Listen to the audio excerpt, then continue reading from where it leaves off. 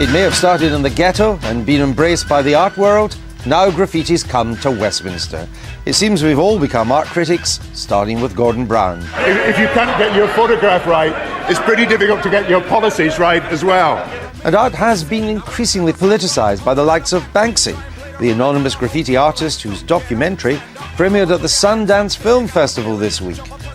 Now the public are getting in on the street art themselves, sticking two fingers up to the slick ad campaigns meant to woo them. So whether it's street art or Photoshop sabotage, what is the place of graffiti in politics?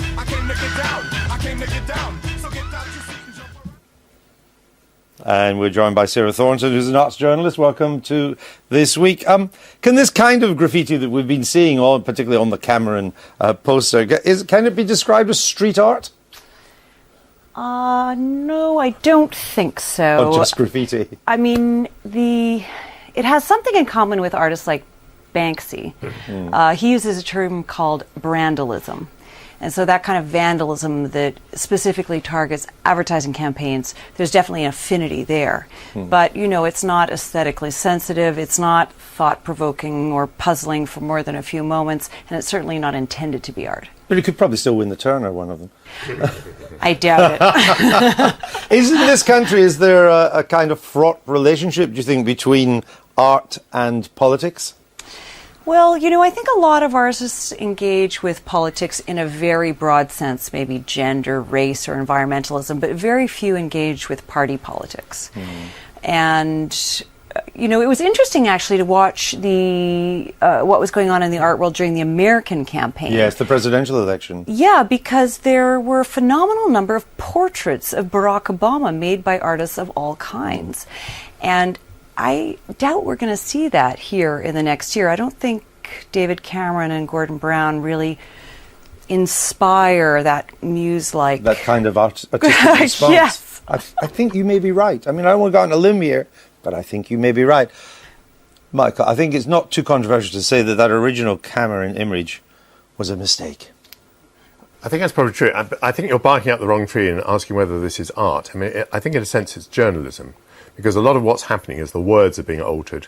There's a lot of wit involved. There's a lot of wit. There's a lot of punning involved. The punning and the wit are making a point. They are undermining the value of the poster in the first place. So I think they're also undermining the image of David Cameron. Yes. So this is more, I think, in the field of journalism and political commentary than it is in the field of art. And quite effective in that field.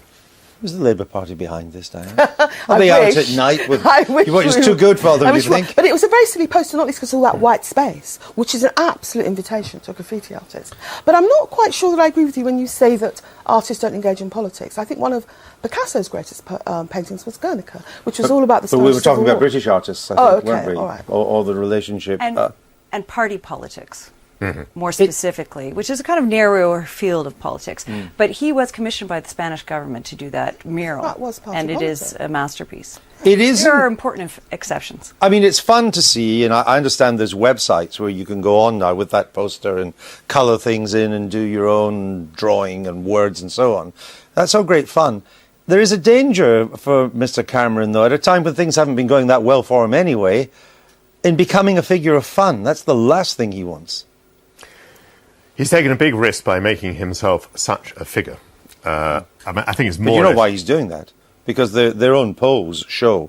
He's more popular. I mean, the interesting thing in Britain at the moment is that the Labour Party is more popular than Mr. Brown, and he is more popular than the Conservative Party is less popular than Mr. Cameron. No, I understand that entirely. So he has to lead from the front, he has to be a presidential figure. But then it's another move, isn't it, to cover Britain in posters of yourself. I mean, you could have covered Britain in posters with a slogan without a picture of yourself. That would be another approach to it. So that's where he's taken a risk. There is a sort of echo of celebrity culture around this type of political campaign. And the thing is... And having it airbrushed as well. And the thing is, British people are quite sceptical and insightful about celebrity culture, and that's how he's got tripped up. Is it the start of a trend, do you think? Is every poster now going to be defaced in some way? Ooh, that's a tough one. People got the bug for drawing in public? If David Cameron is featured so prominently on them, that's a possibility. I think it's going to be hard to avoid. There must also be in this, nothing to do with Cameron so much, it's just the mood of the British people, it's an anti-politics gesture to do this. I think it's anti-politics, but also how the internet is just leading to an explosion in creativity. You couldn't have had all that stuff around this poster without the internet. People went online and did it.